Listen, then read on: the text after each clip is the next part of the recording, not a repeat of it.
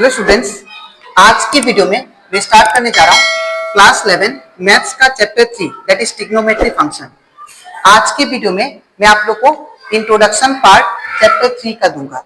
ठीक है, हम लोग इस वीडियो में मैं आप लोग को बिफोर एक्सरसाइज 3.1 से पहले जितना भी बेसिक टर्म्स है वो मैं आपको एक्सप्लेन करूंगा। ठीक है, और इसी के साथ साथ अभी तक आप लोग ये चैप्टर जो है ट्रिग्नोमेट्री फंक्शन आप लोग क्लास 10 में पढ़ चुके हो। ठीक है, तो मैं ये चैप्टर का जो इंट्रोडक्शन पार्ट है वो बेसिक से मैं स्टार्ट करूंगा ताकि आप लोग को जितना भी एग्जांपल क्वेश्चन होगा दैट इज चैप्टर 3 में और जितना भी एक्सरसाइज क्वेश्चन होगा वो आप लोग के लिए बहुत ही इजी हो जाए। ठीक है, तो स्टार्ट करता है क्लास। यहाँ पे हम लोग सबसे पहले पढ़ेंगे दैट इज ट्रिग्नोमेट्री फंक्शन के बारे में और ट्रिग्नोमेट्री रेशियो के बारे में। तो आप लोग को पता है, आप लोग क्लास 10 में पढ़ चुके हो दैट इज ट्रिग्नोमेट्री फंक्शन जो है और ट्रिग्नोमेट्री रेशियो जो है वो टोटल 6 है। और वो क्या क्या है that is sine theta, cos theta, tan theta, cosec theta, sec theta और कोट थीटा। तो ये 6 ट्रिग्नोमेट्री फंक्शन है और रेशियो इसको हम लोग बोल सकते हैं। ठीक है, और अब हम लोग जानते हैं कि ये जो 6 ट्रिग्नोमेट्री फंक्शन है इनके बीच में रिलेशन है। ठीक है, और जिसको हम लोग क्या बोलते हैं फॉर्मूला। वो फॉर्मूला में आप लोग को बेसिक जो आइडिया होता है वो आपको मैं समझा देता हूँ। ठीक है, तो अगर आपको फॉर्मूला लिखना होगा दैट इज साइन थीटा का, तो हम लोग जानते हैं नंबर 1 साइन थीटा का फॉर्मूला क्या होता है दैट इज 1 बाई, इसके नीचे कौन है कोसेक, तो यहाँ पे 1 बाई क्या हो जाएगा कोसेक थीटा। ठीक है, इन द सेम वे नंबर 2 अगर आप लोग cos थीटा का फॉर्मूला निकालो तो cos थीटा इक्वल टू क्या होता है 1 बाई, इसके नीचे कौन है सेक, तो यहाँ पे 1 बाई सेक थीटा। ठीक है, उसके बाद अगर मैं टेन थीटा का फॉर्मूला निकालूं तो टेन थीटा इक्वल टू क्या होगा 1 बाई, नीचे क्या है cot थीटा, तो यहाँ पे क्या होगा cot थीटा। ठीक है, इन द सेम वे अगर मैं cosec थीटा का फॉर्मूला निकालूं तो क्या होगा cosec theta equal to 1 by, that is ऊपर क्या है साइन थीटा, तो sine theta. In the same way अगर मैं दैट इज सेक थीटा का फॉर्मूला निकालूं तो यहाँ पे क्या होगा सेक थीटा इक्वल टू क्या होता है 1 बाई, ऊपर कौन है cos, तो 1 बाई cos थीटा। ठीक है, और अगर मैं यहाँ पे अगर मैं cot थीटा का फॉर्मूला निकालूं तो cot थीटा इक्वल टू क्या होगा that is 1 by tan theta. ठीक है, तो ये कुछ बेसिक्स फॉर्मूला था जो कि आप लोग क्लास 10 में पढ़ चुके हो। ठीक है, इसके अलावा और यहाँ पे हम लोग जानते हैं ये तो फॉर्मूला होता ही है, साथ ही साथ ये टेन थीटा का एक यूनिक फॉर्मूला होता है। ठीक है, ये तो होता ही है और साथ ही साथ और एक फॉर्मूला होता है tan theta equal to that is sine theta by cos theta. ठीक है ना, इन द सेम वे यहाँ पे हमारा कोट थीटा का भी एक यूनिक फॉर्मूला होता है जैसे कि 10 का है that is cot theta equal to क्या होता है cos theta by sine theta. तो ये आपका बेसिक जो फॉर्मूला है वो मैंने आप लोग को लिखा दिया। ठीक है, इसके अलावा और एक बेसिक फॉर्मूला है जो किसके ऊपर है that is right angle triangle के ऊपर बेस्ड है। ठीक है, तो वो मैं आपको समझा देता हूँ। तो सपोज कीजिए हमारे पास एक राइट एंगल ट्रायंगल हो गया। ठीक है, ये right angle triangle that is A B और सी।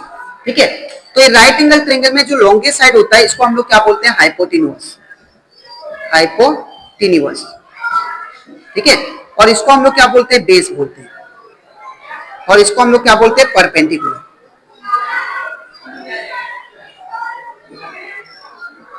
तो यहाँ पे हमारा जो ट्रिग्नोमेट्री फंक्शन है दैट इज 6 ट्रिग्नोमेट्री फंक्शन जो है इनका भी that is according to right angle triangle that is perpendicular, hypotenuse और बेस से रिलेटेड फॉर्मूला होता है। ठीक है, और वो फॉर्मूला क्या होता है ये यहाँ पे मैं आपको बता देता हूँ, आपको रट्टा नहीं मारना है।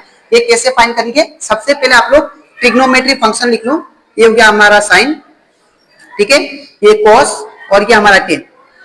ठीक है, इसके बाद आप लोग क्या लिख लो नीचे कोसेक, उसके बाद सेक, उसके बाद कॉट। ठीक है, इतना लिखने के बाद में यहाँ पे पप्पू बोला, पंडित हरी हरी बोल। ठीक है, तो इसका मतलब क्या है यहाँ पे साइन थीटा का अगर आप लोग फॉर्मूला लिखो, ठीक है, नंबर 1 अगर आप लोग साइन थीटा का फॉर्मूला लिखो तो क्या होगा P/H। इसका मतलब परपेंडिकुलर बाय हाइपोटेन्यूज, ठीक है, P by H। In the same way अगर आप लोग दैट इज cos थीटा का फॉर्मूला लिखो तो cos थीटा इक्वल टू क्या होगा, that is base by hypotenuse, तो बेस बाय हाइपोटेन्यूज, ठीक है। इन द सेम वे अगर आप लोग tan थीटा का फॉर्मूला लिखो तो ये क्या होगा, P by B, that is perpendicular by base, perpendicular by base, ठीक है। अब इन द सेम वे अगर आप लोग दैट इज कोसेक थीटा का फॉर्मूला लिखो तो क्या होगा, आपको जस्ट इसका उल्टा कर देना, that is h by p, h by p, that is hypotenuse by perpendicular, ठीक है। नेक्स्ट अगर आप लोग सेक थीटा का फॉर्मूला लिखो तो यहाँ पे क्या होगा, h by b, hypotenuse by base, ठीक है। इन द सेम वे अगर आप लोग कोट थीटा का फॉर्मूला लिखो तो कोट थीटा इक्वल टू क्या होगा, b by p, b by p, that is base by perpendicular, ठीक है। तो ये कुछ इंपॉर्टेंट कंसेप्ट था और इंपॉर्टेंट फॉर्मूला था जो आपको हमेशा याद रखना है। तो आपको ये फॉर्मूला को रट्टा नहीं मारना है, सिंपल वे आप लोग जैसे मैंने आपको सिखाया फॉर्मूला को बनाने के लिए वैसे आप लोग बना सकते हैं, ठीक है। तो ये फॉर्मूला था according to relation between trigonometry function, और ये जो फॉर्मूला आया P by H, B by H, ये सारा according to that is right angle triangle, ठीक है। तो ये आप लोग का बेसिक्स है, ये आप लोग हमेशा याद रखिएगा, ठीक है। अब हम लोग चलते हैं क्लास 11 का ट्रिग्नोमेट्री फंक्शन में, उसमें क्या क्या इंपॉर्टेंट है। तो सबसे पहले क्लास 11 का ट्रिग्नोमेट्री में सबसे पहले आता है एंगल के बारे में, ठीक है। तो यहाँ पे अगर बात करूं एंगल का, तो एंगल कैसे फॉर्म होता है, तो सपोज आपके पास एक लाइन सेगमेंट है, ठीक है। सपोज ये आपके पास ए बी एक लाइन सेगमेंट हो गया। अब ये लाइन सेगमेंट को अगर मैं ऊपर की तरफ एक्सटेंड करूं सेंटर से, इसको मैं ऊपर की तरफ उठाऊं तो यहाँ पे ये एक एंगल क्रिएट करेगा, ये एक एंगल क्रिएट करेगा, ठीक है ना। तो ये जो पहले वाला जो रे था इसको हम लोग बोलते हैं इनिशियल रे, ठीक है, इसको हम लोग बोलते हैं इनिशियल रे। और ये जो आपने क्या किया, एक पर्टिकुलर एंगल पे इसको शिफ्ट किया तो इसको हम लोग क्या बोलेंगे, फाइनल रे, ठीक है, फाइनल रे, फाइनल रे होगी, ठीक है। तो अब यहाँ पे अगर आप लोग ध्यान से देखो तो आपने रे को कहां पे शिफ्ट किया, ऐसे जाके, मतलब आपने एंटी क्लॉकवाइज किया, ठीक है। आपने दैट इज ये जो रे था इनिशियल रे, आपने एंटी क्लॉकवाइज क्या किया, इसको शिफ्ट किया। तो जब आप लोग इसको एंटी क्लॉकवाइज जब शिफ्ट करोगे तब जाके यहाँ पे जो एंगल क्रिएट होगा इसको हम लोग क्या बोलेंगे, दैट इज पॉजिटिव एंगल, याद रखिएगा, पॉजिटिव एंगल। यहाँ पे मैं फिर से बता रहा हूं, एंगल का मतलब होता है कि अगर आपके पास एक रे है और रे को आपने कुछ पर्टिकुलर रीजन में शिफ्ट कर दिया, ठीक है। सपोज मैंने एंटी क्लॉकवाइज में इसको घुमा दिया ये रे को, ठीक है, शिफ्ट कर दिया, तो यहाँ पे जो एंगल क्रिएट होगा उसको हम लोग क्या बोलेंगे, पॉजिटिव एंगल, ठीक है। तो अब हम लोग, ये तो आपका पॉजिटिव एंगल हो गया नंबर 1। अब नंबर 2 आपका नेगेटिव एंगल भी फॉर्म होता है, और वो नेगेटिव एंगल कैसे फॉर्म होता है वो बताता हूं आपको, ठीक है। सपोज आपके पास रे है दैट इज ए बी आपके पास रे हो गया, ठीक है। तो ये हमारा क्या है, इनिशियल रे, इनिशियल रे। अब आपने क्या किया, ये जो ए बी रे था इसको आपने शिफ्ट कर दिया, दैट इज क्लॉकवाइज घुमाया इसको, ठीक है, और क्लॉकवाइज घुमा के ये यहाँ पे आ गया सपोज, ठीक है। तो यहाँ पे आपने क्या किया, इसको क्लॉकवाइज घुमाया, इस तरफ घुमाया क्लॉकवाइज। तो जब आप क्लॉकवाइज घुमाते हो, क्लॉकवाइज जब आप लोग रे को क्लॉकवाइज में शिफ्ट करोगे तो जो एंगल यहाँ पे क्रिएट होगा, जो एंगल यहाँ पे क्रिएट हुआ इसको हम लोग क्या बोलेंगे, दैट इज नेगेटिव एंगल, ठीक है, इसको हम लोग क्या बोलेंगे, नेगेटिव एंगल। अब ये था दैट इज एंगल का कंसेप्ट। तो आई होप आपको ये पॉजिटिव एंगल और नेगेटिव एंगल कैसे बनता है ये आपको अच्छे से क्लियर हो गया था, ठीक है। अब हम लोग बात करते हैं दैट इज डिग्री मेजर और रेडियन मेजर क्या होता है, ठीक है, जो कि आप लोग का क्लास 11 का ट्रिग्नोमेट्री एक्सरसाइज 3.1 से रिलेटेड है। बहुत ही इंपॉर्टेंट कंसेप्ट है, आप लोग देखिएगा अच्छे से, ठीक है। तो यहाँ पे डिग्री मेजर और रेडियन मेजर क्या होता है, यहाँ पे हम लोग जानते हैं कि अगर आपके पास एक लाइन है, ठीक है, तो लाइन में जो एंगल बनता है, जो एक एंगल बनता है लाइन में जो एंगल बनता है उसको हम लोग क्या बोलते हैं, 180 डिग्री। कितना एंगल बनता है एक स्ट्रेट लाइन में, तो एक स्ट्रेट लाइन में एंगल जो बनता है 180 डिग्री बनता है, ठीक है। तो ये जो 180 डिग्री बना इसको हम लोग क्या ले सकते हैं, और इसको हम लोग पाई भी ले सकते हैं, ठीक है ना। तो ये जो 180 डिग्री है इसको हम लोग बोलते हैं डिग्री मेजर, ठीक है। जो डिग्री के फॉर्म में हो उसको हम लोग बोलते हैं डिग्री मेजर, और जो पाई, 2 पाई, 3 पाई, पाई के फॉर्म में हो उसको हम लोग बोलते हैं रेडियन मेजर। याद रखिएगा, रेडियन मेजर, ठीक है। तो यहाँ पे अगर मैं बात करूं स्ट्रेट लाइन पे बनने वाला एंगल जो होता है वो कितना होता है, दैट इज पाई, ठीक है। और एक कंप्लीट अगर मैं बोलूं एंगल कितना बनाता है एक सर्कल में जो कंप्लीट एंगल बनता है वो कितना होता है, that is in case of degree that is 360 degree, ठीक है। एक कंप्लीट सर्कल में जो एंगल बनता है वो कितना होता है 360। लेकिन अगर मैं पूछूं रेडियन में क्या होगा तो आपका आंसर कितना होना चाहिए 2 पाई। तो ये आपका क्या है रेडियन मेजर में, और ये आपका क्या है डिग्री मेजर में, ठीक है। तो यहाँ पे हम लोग क्या लिख सकते हैं, दैट इज 2 पाई में कितना एंगल बनता है 360 डिग्री। यहाँ पे मैंने लिखा 2 पाई इक्वल टू कितना 360 डिग्री। तो अगर मैं यहाँ से 1 पाई का निकालू या ओनली पाई का निकालू तो ये 2 कहां जाएगा, इसका नीचे। तो पाई अगर मैं निकालू पाई रेडियन का तो ये कितना होगा 360 डिग्री बाई 2, ठीक है ना। तो ये कैंसिल होके कितना बनाएगा 180 डिग्री। तो इसका मतलब क्या है पाई रेडियन में कितना डिग्री होता है, दैट इज 180 डिग्री, ठीक है। तो अगर मैं 1 रेडियन का निकालू, ठीक है ना, अगर मैं 1 रेडियन का निकालूं तो यहां पे हमारा एंगल कितना बनेगा, तो यहां पे ये पाई कहां जाएगा, इसका नीचे, दैट इज 180 डिग्री बाई पाई, ठीक है। तो ये आपका पहला फॉर्मूला है जो कि बहुत इंपॉर्टेंट है, दैट इज 1 रेडियन में कितना होता है एंगल 180 डिग्री बाई पाई, ठीक है। अब दूसरा फॉर्मूला क्या है, अगर आपसे कोई पूछे कि 1 डिग्री में कितना होता है, ठीक है, ये जो है आपका क्या किस फॉर्म में, डिग्री फॉर्म है, डिग्री में, ये सारा किस में है डिग्री में है, ठीक है, याद रखिएगा ये डिग्री में। तो अगर आपसे कोई पूछे कि 1 डिग्री में कितना होता है तो आपको कुछ नहीं करना है, बस 1 डिग्री लिखना है। 1 डिग्री इक्वल टू, अगर आपसे कोई पूछे 1 डिग्री में कितना रेडियन होता है, ठीक है ना, तो 1 डिग्री में आपको इसको इस साइड भेज देना है, तो ये उल्टा हो जाएगा, रेसिप्रोकल, पाई बाई 180 रेडियन होता है, ठीक है, ये चीज। तो ये आपको 2 फॉर्मूला याद रखना है। मैं फिर से बता रहा हूं, एक कंप्लीट एंगल में जो एंगल बनता है 360 डिग्री बनता है, और अगर मैं रेडियन में बोलूं तो 2 पाई होता है। तो 2 पाई रेडियन में कितना एंगल 360 डिग्री, ठीक है। तो अगर मैं यहां से पाई रेडियन निकालूं तो पाई रेडियन इक्वल टू क्या होगा, ये 2 नीचे 180 डिग्री होगा तब तो, ठीक है। तो अब अगर मैं दैट मींस पाई रेडियन में कितना डिग्री 180 डिग्री, अब 1 रेडियन में कितना, तो 1 रेडियन के लिए पाई को नीचे भेजना पड़ेगा, तो 180 डिग्री बाई पाई डिग्री होगा, ठीक है। और इसी के साथ साथ अगर मैं बोलूं कि 1 डिग्री में कितना होगा तो आप लोग इसको रेसिप्रोकल कर देना, इस साइड भेज देना, तो उल्टा हो जाएगा, पाई बाय 180 आ जाएगा।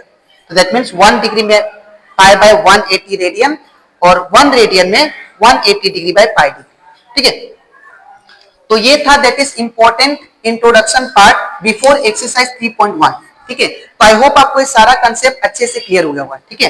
तो अब इसके नेक्स्ट स्लाइड में मैं आप लोग को समझाऊंगा बाकी जो दैट इज बेसिक्स टर्म से related to introduction exercise before exercise 3.1 वो सिखाऊंगा, that is relation between arc, radius और एंगल के बीच में रिलेशन क्या है। उसके बाद हम लोग क्या करेंगे, एग्जांपल क्वेश्चन करेंगे, ठीक है। तो इसके बाद मैं आपको सिखाता हूं दैट इज डिग्री से रेडियन में कैसे कन्वर्ट करें, या रेडियन से डिग्री में कैसे कन्वर्ट कर देंगे। अगर आपको कोई भी एंगल देगा तो उसको रेडियन से डिग्री में कैसे करेंगे और डिग्री से रेडियन में कैसे कन्वर्ट करेंगे, वो फॉर्मूला, वो कंसेप्ट, ठीक है। तो यहाँ पे अगर आपको बोला जाए कि आपको डिग्री में कन्वर्ट करना है, रेडियन आपको दिया गया है, तो आप लोग क्या करोगे, डिग्री इक्वल टू आप लोग ये फॉर्मूला यूज करोगे, दैट इज तो क्या होगा, that is 180 degree by pi radian, ठीक है। तो अगर आपको रेडियन दिया होगा, डिग्री में कन्वर्ट करना है, तो आप लोग ये फॉर्मूला यूज करोगे, ठीक है। अगर आपको बोला जाए कि रेडियन में कन्वर्ट करो और आपको डिग्री दिया है, तो आप लोग क्या करोगे, पाई बाई 180 डिग्री इंटू ये फॉर्मूला यूज करोगे, डिग्री मेजर, ठीक है। तो आपको इसको यूज कैसे करना वो मैं आपको एक एग्जांपल के थ्रू बता देता हूं, ठीक है। तो सपोज आपको बोला जाए, यहाँ पे एग्जांपल 1 लेता हूं, आपको क्वेश्चन दिया है कि 30 डिग्री, ठीक है, और ये 30 डिग्री को आपको रेडियन में कन्वर्ट करना है, ठीक है। तो आप लोग क्या करोगे, ये फॉर्मूला यूज करोगे, that is radian equal to क्या है formula, radian equal to pi by 180 degree into क्या था, डिग्री मेजर था। तो आप लोग क्या करोगे, पाई बाई 180 सेम होगा इंटू डिग्री मेजर कितना दिया है, तो डिग्री मेजर आपको 30 डिग्री दिया, तो 30 डिग्री, ठीक है। तो ये 0 0 कैंसल, तो 3 6 कितना होगा 18, तो यहाँ पे कितना आ गया पाई बाई 6 आ गया रेडियन, ठीक है ना। तो ये आपका रेडियन में कन्वर्ट हो गया, डिग्री से रेडियन में आ गया। इन द सेम वे अगर आपको बोला जाए कि आप लोग क्या करो, दैट इज रेडियन से डिग्री में कन्वर्ट करो, ठीक है, तो आप लोग जो फॉर्मूला यूज करोगे दैट इज, अगर आपको इसका नेक्स्ट एग्जांपल यहां पे करता हूं मैं, आपको एग्जांपल क्वेश्चन दे दिया number 2, that is pi by 6 को आपको डिग्री में कन्वर्ट करना है, तो आप लोग ये फॉर्मूला यूज करोगे, ठीक है। That is degree equal to क्या होगा 180 degree by pi radian measure, ठीक है। तो यहाँ पे क्या होगा 180 degree by pi into radian measure कितना दिया देखिए पाई बाई 6, तो यहाँ पे क्या होगा पाई बाई 6, तो कैंसिल हो जाएगा और ये 630 कितना होता है 180, यहाँ पे कितना आ गया 30 डिग्री, ठीक है। तो आपका क्या क्या दैट इज ये डिग्री में कन्वर्ट हो गया, ठीक है।